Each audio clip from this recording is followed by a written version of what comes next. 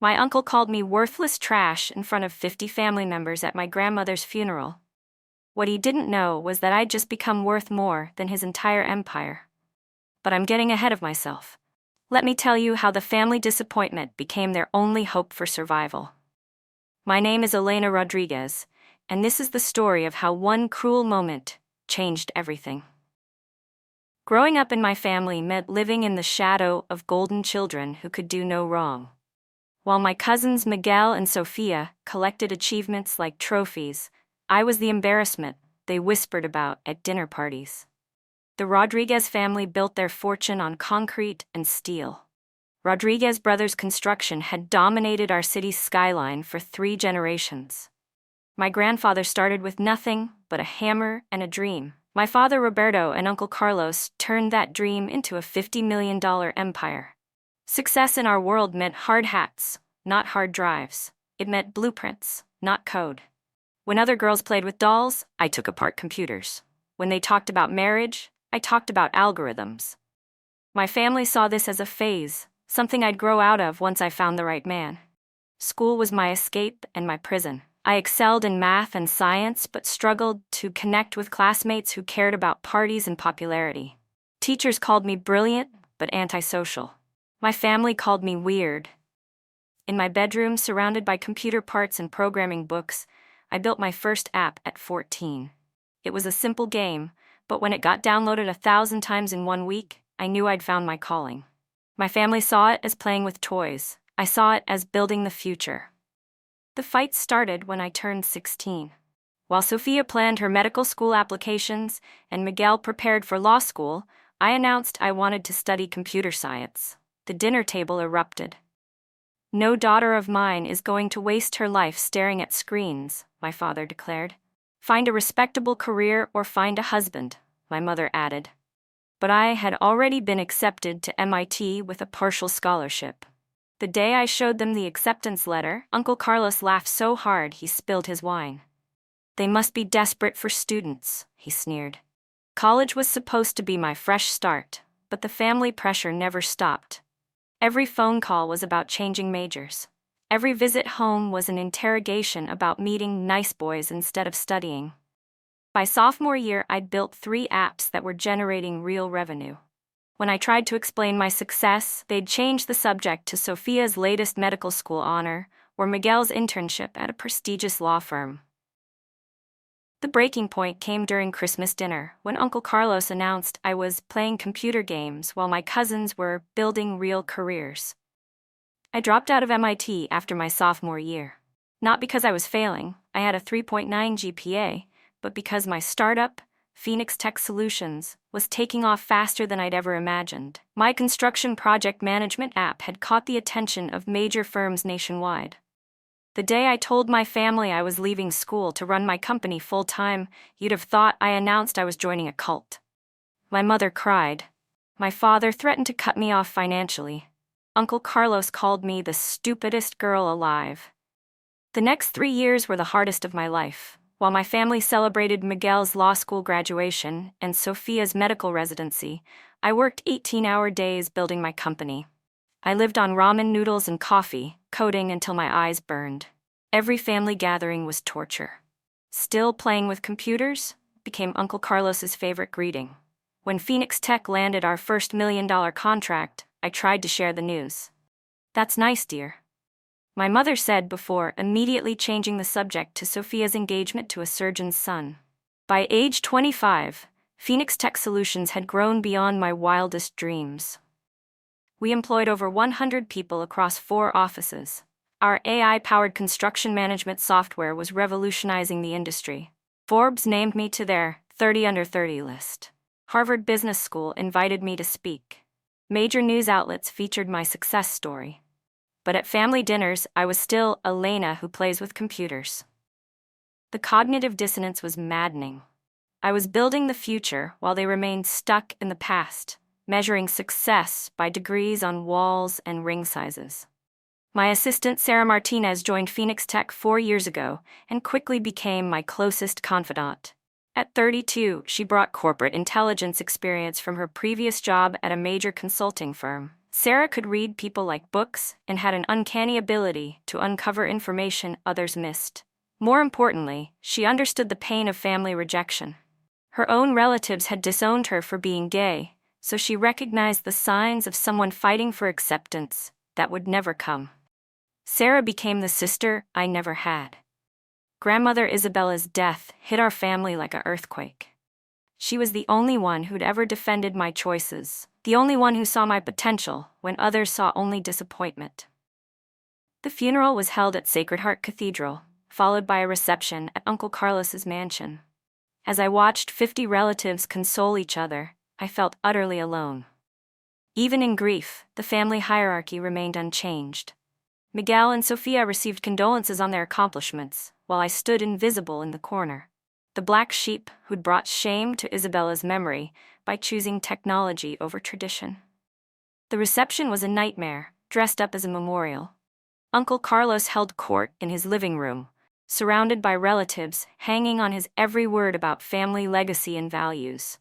Sofia's fiancé discussed his surgical innovations, while Miguel's wife talked about their new house in the prestigious Hills neighborhood. When someone finally acknowledged my presence, it was to ask when I'd find a husband and settle down properly. The question hit like a slap. Here I was, running a multi-million-dollar company, and they still saw me as incomplete without a man. The breaking point came during Carlos's toast to grandmother's memory. The entire family gathered in his dining room as he raised his crystal glass high. Isabella Rodriguez believed in family honor, he began, his voice carrying to every corner of the room. She understood that some family members carry on our proud traditions. His eyes found mine across the room, and his voice hardened. While others bring nothing but shame to the Rodriguez name, Isabella died embarrassed by the choices some of us have made. The room fell deadly silent as 50 pairs of eyes turned to stare at me. Elena has wasted every opportunity we've given her, Carlos continued, his voice growing louder. College dropout, unmarried at 25, playing with computers while her cousins build respectable careers. She's worthless trash who's brought nothing but disappointment to this family. Isabella used to cry about what Elena could have been if she'd just applied herself properly. The room erupted in uncomfortable laughter and murmurs of agreement. My face burned with shame as relatives nodded and whispered. I wanted to disappear, to run from this room full of people who would never see my worth no matter what I accomplished. I stumbled toward the exit, vision blurred with tears of rage and humiliation. In the hallway, I bumped into Sarah, who'd been waiting by the entrance.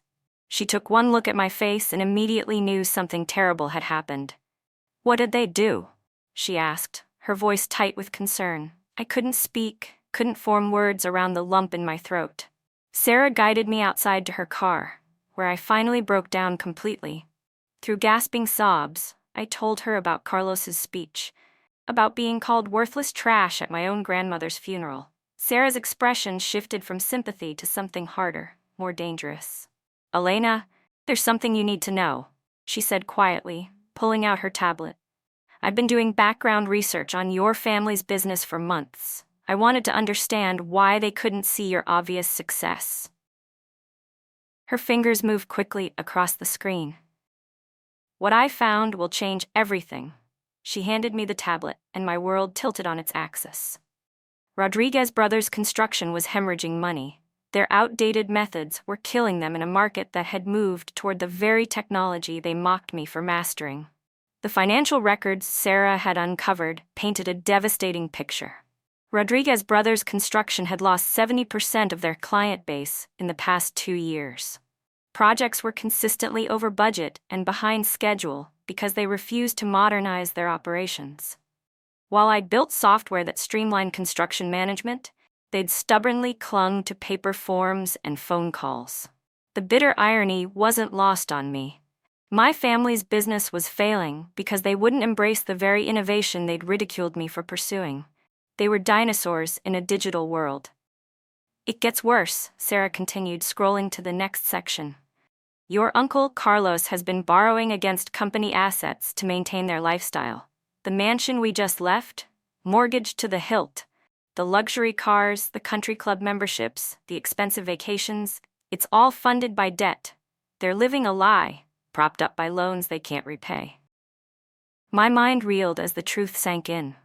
The same man who'd just called me worthless trash was drowning in financial quicksand, too proud to admit his methods were obsolete and too stubborn to learn from the family member he'd dismissed. But Sarah wasn't finished. Miguel's law firm is quietly distancing themselves from Rodriguez brothers because of pending litigation over delayed projects. 3 major clients are suing for millions in damages. Sophia's medical practice invested heavily in their latest residential development, which is stalled due to permit issues and cost overruns. Her entire savings are tied up in a project that may never be completed. The golden children weren't so golden after all. They were all connected to a sinking ship, blissfully unaware that the captain was steering them straight into an iceberg. "How long do they have?" I asked, my voice barely a whisper. Sarah's expression was grim. Based on their burn rate and upcoming loan payments, Rodriguez Brothers Construction has maybe 6 weeks before bankruptcy. When that happens, everything unravels. The house, the cars, the investments, all of it gets seized. Your cousin's perfect lives are about to implode. I stared at the financial projections on the screen, feeling a complex mix of emotions.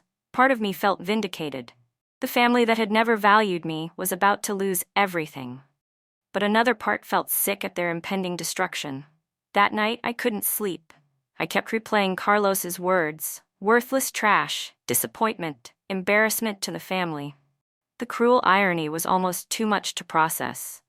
While they'd spent years dismissing my achievements, I'd built something that could save them all. Phoenix Tech's construction management software was exactly what Rodriguez brothers needed to survive. But did they deserve my help after decades of cruelty? Did I owe anything to people who'd never shown me love or respect? The internal debate raged until dawn. The next morning, Carlos called my office. His voice sounded different, less commanding, more uncertain. "Elena, I was wondering if we could meet to discuss a potential business opportunity." I almost laughed at the irony. Less than 24 hours after calling me worthless trash, he was reaching out for help. "What kind of opportunity?" I asked, keeping my voice neutral. "Perhaps we could discuss it in person. Would you be available to meet at my office?" For the first time in my life, I had the power to say no to Carlos Rodriguez. The feeling was intoxicating. "Actually, if you want to meet, you'll need to come to my office," I replied calmly. The silence on the other end stretched long enough that I wondered if the call had dropped. Carlos Rodriguez had never asked for anything in his life. He commanded, expected, demanded. Now he was being forced to come to me, to my territory, as a supplicant. "Of course," he finally managed. "What time works for you?" I scheduled the meeting for the following afternoon, giving myself time to prepare for what I knew would be the most important conversation of my life. I spent the morning strategizing with Sarah about how to handle Carlos's visit. We prepared a comprehensive presentation showing Phoenix Tech's growth, our client base, and our market position. But more importantly, we compiled a detailed analysis of Rodriguez Brothers' financial situation. I wanted Carlos to understand exactly how precarious his position was before he made any requests. Sarah suggested recording the meeting. "You might want documentation of whatever promises he makes," she said with a knowing smile. I agreed. This conversation would definitely be one for the history books. Carlos arrived at my office looking smaller than I'd ever seen him. Our receptionist directed him through our open concept workspace, past teams of developers collaborating on cutting-edge projects. I watched from my glass-walled office as he took in the modern environment, the innovation labs, the wall displaying our awards and press coverage. His usual swagger was replaced by obvious discomfort as he realized the scale of what his worthless niece had built. When he finally reached my office, his eyes were wide with something I'd never seen before: respect mixed with fear. "Your company is quite impressive," Carlos admitted as he took a seat across from my desk. The man who'd spent years dismissing my work was finally seeing it clearly. "Phoenix Tech employs 130 people now," I replied evenly. "We're expanding to Europe next quarter." He shifted uncomfortably, clearly struggling with how to begin. "Elena, I wanted to apologize for my words yesterday. Grief makes people say things they don't mean." I fixed him with a steady stare. Do you really think this is about grief, Uncle Carlos? Or is this about the fact that Rodriguez Brothers Construction is 6 weeks away from bankruptcy?